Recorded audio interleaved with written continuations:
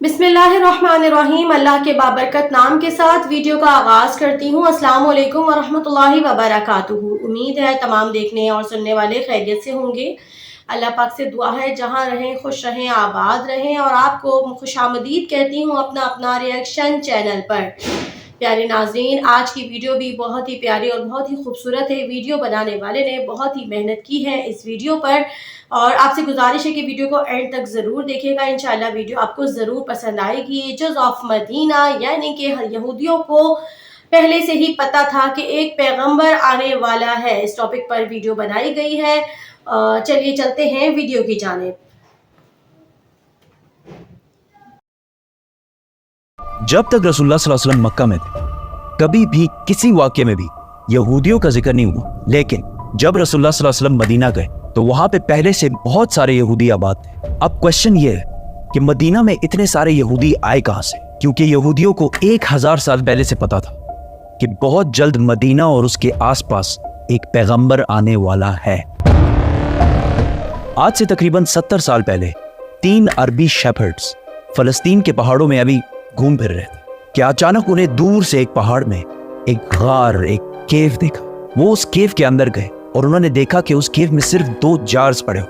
उन्होंने ये जार्स खोल के देखे तो अंदर पुराने जमाने के कुछ पेपर्स और स्क्रोल्स पड़े हुए। उन्होंने सोचा पता नहीं कोई चीज होगी बस, तो उन्होंने बाजार जाकर थोड़े पैसों के बदले इनको बेच दिया। वहां से ये स्क्रोल्स किसी तरह अमेरिका के एक साइंटिस्ट के हाथ लगे, जिसको डायरेक्ट पता लग गया कि ये यहूदियों की आसमानी किताब तौरात है। लेकिन ये किसी अजीब से स्टाइल से लिखी हुई थी और आज के जमाने के सारे तौरात से मुख्तलिफ थी।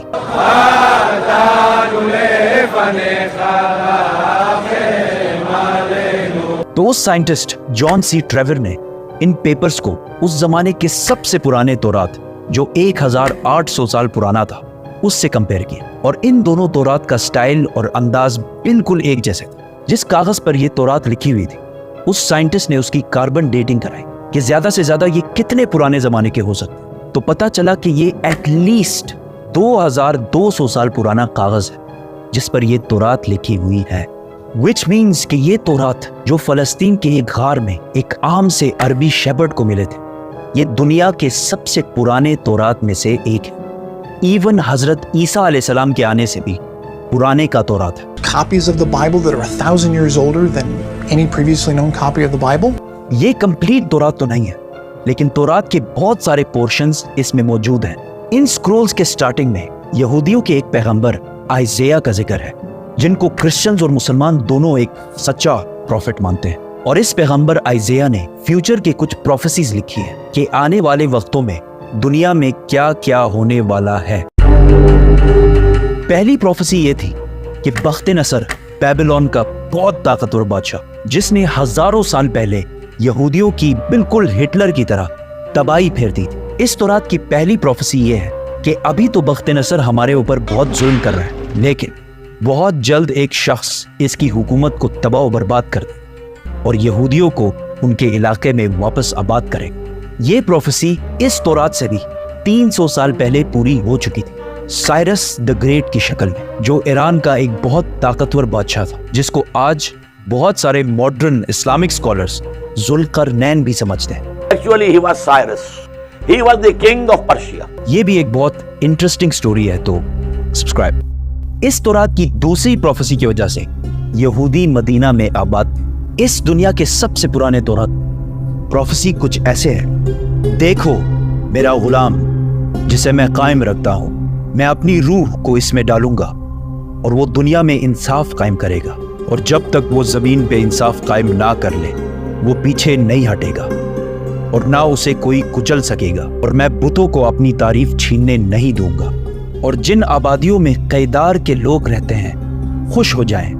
कैदार, कैदार, इसको याद रखें। सेला के लोग पहाड़ के ऊपर चढ़कर चीख चीख कर खुशी के नारे लगाएं। Let them give glory to their Lord. Now, let's break this down. सबसे पहले कहा गया है कि कैदार के लोग खुशियां मनाएं। तो अब ये कैदार कौन है और कहां है? कैदार इब्राहीम अलैहिस्सलाम के बेटे इस्माइल अलैहिस्सलाम के दूसरे बेटे का नाम। और इस कैदार के बच्चों ने अरब में एक बहुत बड़ी सल्तनत कायम की और रसूलुल्लाह सल्लल्लाहु अलैहि वसल्लम भी इस्माइल अलैहिस्सलाम के इस बेटे कैदार की नस्ल में से दूसरा जिक्र है बुतों का। उस जमाने में सबसे ज्यादा बुतों की इबादत अरब में की जाती थी। अब इससे यह तो क्लियर है कि पैगंबर अरब में आएगा। प्रॉफिट आइज़िया ने तौरात में दूसरी प्रोफेसी ये की थी कि सेला के लोग पहाड़ पर चढ़कर जोर जोर से खुशी के नारे लगाएं। ये सेला लफ्ज SELA आज भी तौरात में इसी तरह लिखा जाता है। अब ये सेला अरब में किधर है? This is very interesting. मेरी बात ना माने, गूगल मैप्स तो सबके पास होता है। गूगल मैप्स पर लिखें सेला अरब और सर्च दबाएं, आप सीधा इस पहाड़ की लोकेशन पर पहुंचेंगे। ये पहाड़ आज भी मदीना में है, और सिर्फ मदीना में ही नहीं बल्कि मस्जिद नबवी का सबसे नजदीक पहाड़ यही सेला पहाड़ है। मस्जिद नबवी से ये पहाड़ सिर्फ 500 मीटर दूर है, किलोमीटर भी नहीं, मीटर। तो तौरात में सेला के लोगों को कहा गया है कि पहाड़ पर चढ़ो और खुशी के नारे लगाओ, क्योंकि तुम्हारे पास एक ऐसा शख्स आने वाला है जो पूरी दुनिया में इंसाफ कायम करेगा।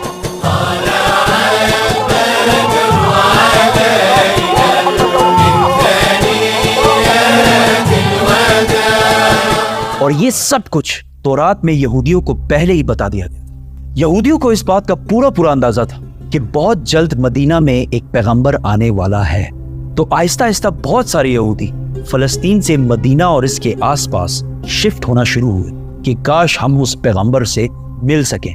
और एक दफा तो यहूदी और रोमन एम्पायर की लड़ाई के बाद बहुत सारे यहूदी मदीना और इसके गिर्द जमा होना शुरू हुए, और खैबर को, जो मदीना के सबसे करीब सिटी समझी जाती थी, उसको अपना हेडक्वार्टर बनाया। मदीना के अरब यहूदियों के नॉलेज और उनके बिजनेस करने के तरीके से बहुत ज्यादा इम्प्रेस थे, जिस तरह आज भी पूरी दुनिया यहूदियों के इंटेलिजेंस और बिजनेस के तरीके से बहुत इम्प्रेस है। आहिस्ता आहिस्ता मदीना में यहूदी बढ़ने लगे और मदीना के अरबियों और यहूदियों के दरमियान लड़ाइयाँ होना शुरू हुई। और हमेशा यहूदी मदीना के अरबियों को कहते थे कि आज तो तुम लोगों ने जो करना है कर लो, लेकिन जब हमारा पैगंबर आएगा तब हम तुम लोगों को नहीं छोड़ेंगे। मदीना के अरबी हमेशा इस बात से डरते थे कि कहीं वाकई इनका प्रॉफिट आके हमें खत्म ही ना कर दे। मदीना वालों को जनरेशंस एंड जनरेशंस तक ये बात बताई जा रही थी, जिसकी वजह से मदीना वालों को यकीन हो गया था कि बहुत जल्द एक पैगंबर आने वाला है।